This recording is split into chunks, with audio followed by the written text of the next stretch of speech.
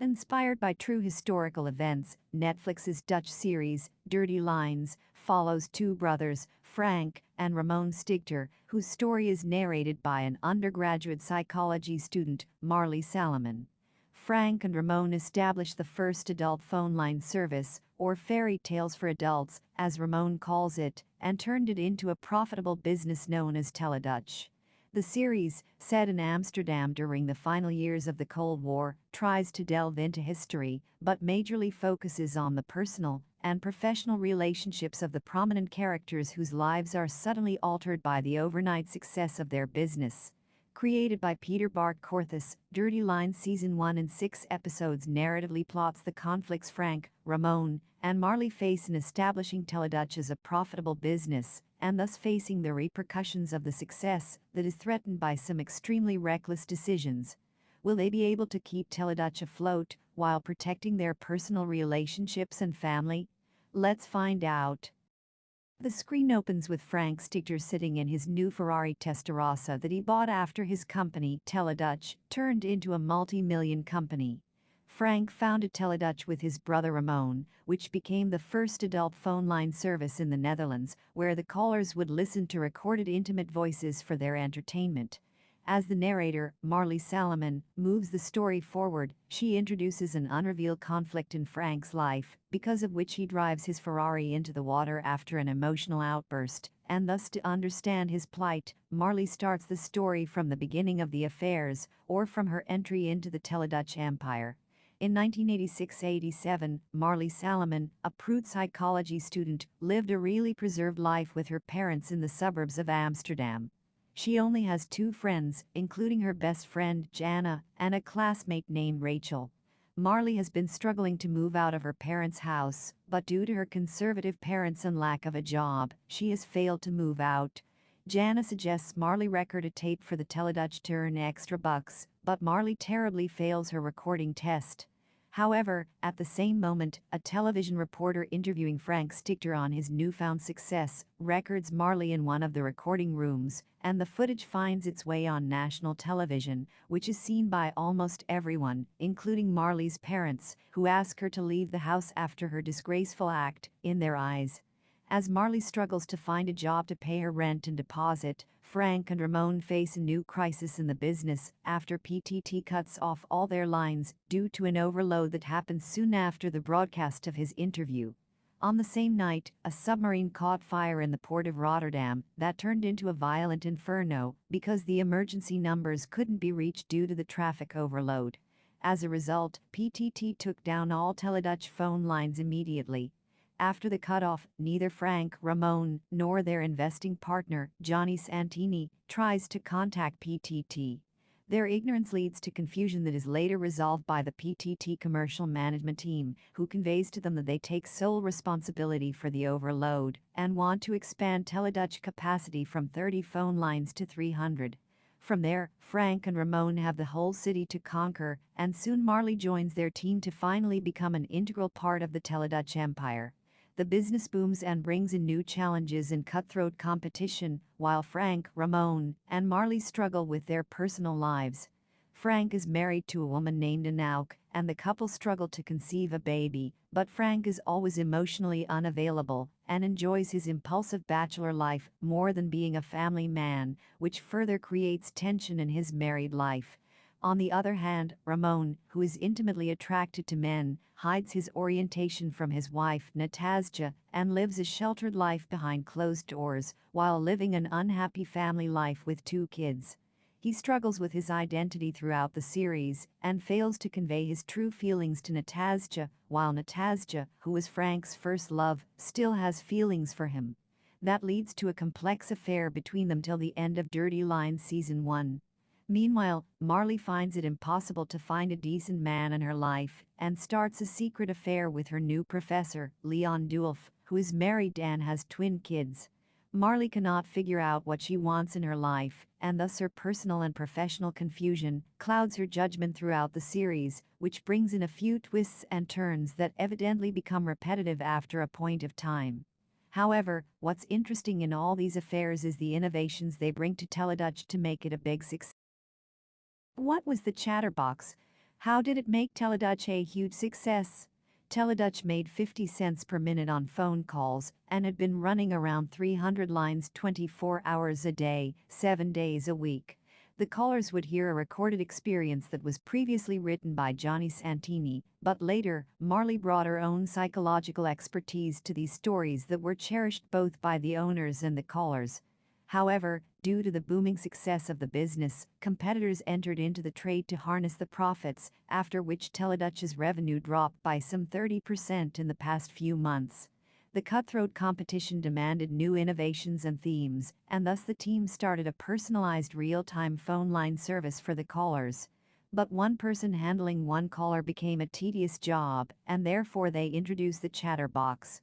In layman's terms, it was a group telephone conversation that allowed 10 people from any part of the city or country to talk to each other, while their conversation was monitored by a Teledutch employee who acted as a host. The machine was invented by Aidan Kennedy, a Brit who had also sold his invention to a Teledutch competitor in Rotterdam, and thus Frank, Ramon, and Johnny tried their best to drug Aidan so that he wouldn't be able to leave Amsterdam and supply the machine to their competitors, not unless they captured the entire market. Nevertheless, in an age devoid of any dating apps or mobile phones, the Chatterbox became a massive success among individuals who use the services to meet new people with simply a phone connection. Why did the IRS pay a visit to Frank Stigter? What was the OSHO connection? Frank Stigter was an impulsive businessman who would buy a Ferrari and a Porsche on the same day because he couldn't choose between the two sports cars. In short, Frank failed to manage the wealth that he earned overnight and used up all the VAT to fund his luxuries. Due to his impulsive expenses and ignorance, there were some irregularities in Teledutch tax returns, especially the VAT, as a result of which the company owed millions to the tax department, which they were liable to clear out immediately. The huge debt created a rift between the brothers as Ramon, who managed the technical side of the business, never bothered to check the accounts book, and Frank was not bothered to check anything except booze, drugs, and women. After the fight, Natasja convinced Ramon that Frank would never be able to handle the crisis alone, and at this moment, he needs him the moment. And she was right. Frank reacted to the situation by driving his Ferrari into the water and having an emotional breakdown while listening to the first ever tape recorded by Natasja for Teledutch. After the argument, Frank didn't visit the office, and his absence gave Ramon some peace to check the accounts, who also brought Natasja to the office to help him. Natasja found out that Teledutch accountant Uncle Jopt Oz had been stealing money from the company's account. Uncle Jopt Oz had become a dedicated follower of the OSHO Bagman cult group and had also joined his religious society in Amsterdam, called Zorba de Buddha. The club heavily imported and sold MDMA, which was later banned by the government in November 1988, after which the cult faced a budget deficit, which was later covered by his blind followers, Urs Anjussen. Following the faith, Uncle Job changed his name to Shankar Putri and transferred millions from Teledutch to the Rajneesh movement, the money that he later used to buy luxuries. When Ramon tried to question Uncle Job, he ran away from the office and disappeared. Hence, Ramon made Natasja in charge of the accounts, which also made her feel useful instead of sitting at home and watching television. From the beginning of the series, Natasja wanted to employ her skills to some use, but couldn't figure it out. Fortunately, by the end of Dirty Lines Season 1, she found something to keep her busy. With Natasja unraveling Uncle Job's fraud, Ramon reported him to the police and found out that he had fled to India.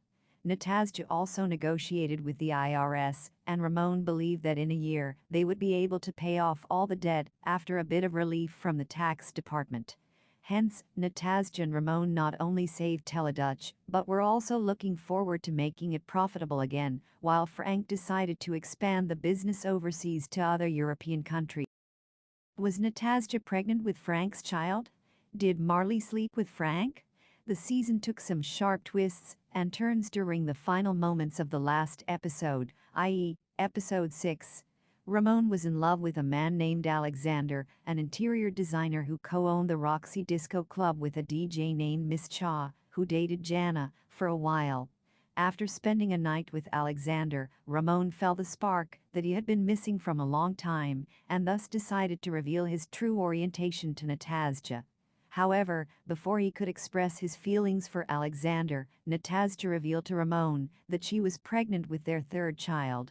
However, Natasja wasn't sure if it was Ramon's child or not because the couple hadn't been sleeping together for a while. Natasja and Frank got carried away, while both facing some troubles in their respective marriages, and therefore rekindled their past feelings for a moment. In the scene where Frank was about to drive his Ferrari into the water, while listening to the tape recorded by her, he remembered making love to Natasja in the car. At the same moment, Natasja called Frank as soon as she found out about her pregnancy, but before Frank could pick up the call, his car was already on the verge of falling into the water.